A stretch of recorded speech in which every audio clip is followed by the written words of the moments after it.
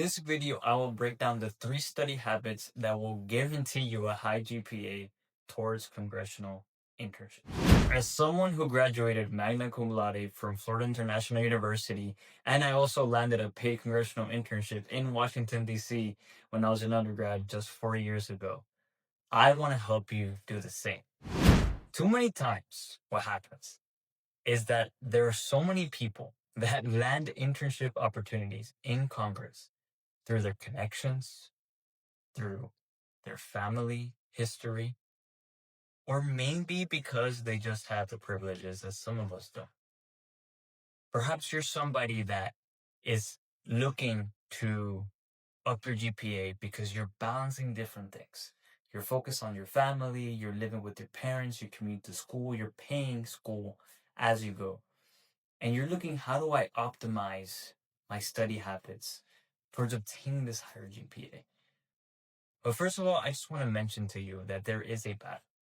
7% of Hispanics are landing these congressional opportunities, but there are 20% representation of Hispanics in the university system.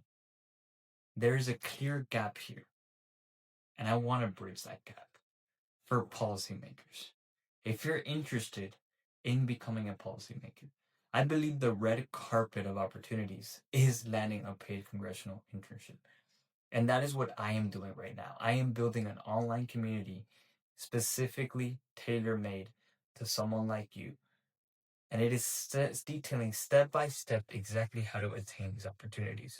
If you're looking to fast track the process, work with me one-on-one, or just simply see what it is that I have to offer, click the first link in the description. Otherwise, stay tuned for the video. Now, before I share the first study habit, I want to make sure you don't miss the third one. That is the one that is the single game changer between those that have 3.5 GPAs and 4.0 GPAs, which tend to be a big difference towards landing these congressional opportunities and making you more of a competitive candidate.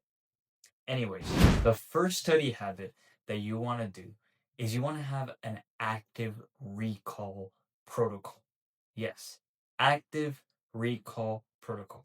The best way I can explain this is doing all those index cards when you were in elementary school. Just think of those opportunities where you were doing index cards in elementary school. You were trying to learn vocabulary words. And what you would do is you would look at the word and you'd write the definition in the back. There is something to this, and a reason why this was so effective to get our younger selves to memorize things. This is called memory optimization. Active recall is the #1 way to make sure you remember what you're learning. So what you're going to do is you don't have to necessarily use index cards, right? But the next time you have a quiz, the next time you have an exam, the next time you have to learn something that requires memorization, what you're going to want to do is instead of rereading it multiple times, you want to read something once and you want to look away and think, what do I remember from this? It's going to be vague. It's going to be hard. It's going to be difficult. It's not meant to be easy.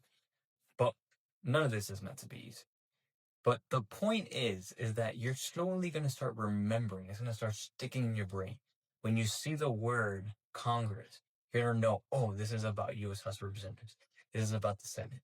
Oh, there's 435 U.S. House of Representatives. There's 50 senators, right? 100 senators, my bad. So all these different things, just an example, of course. Let's say you're studying for an exam.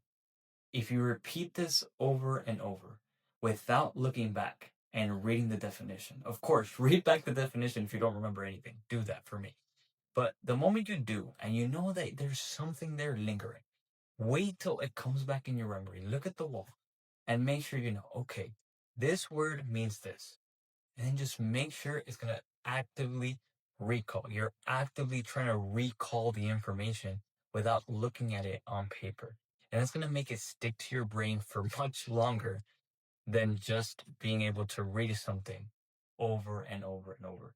You could even read something once and using active recall, but just constantly looking away from the page and trying to recall it to memory, that might make you just read something once and make you memorize all of it.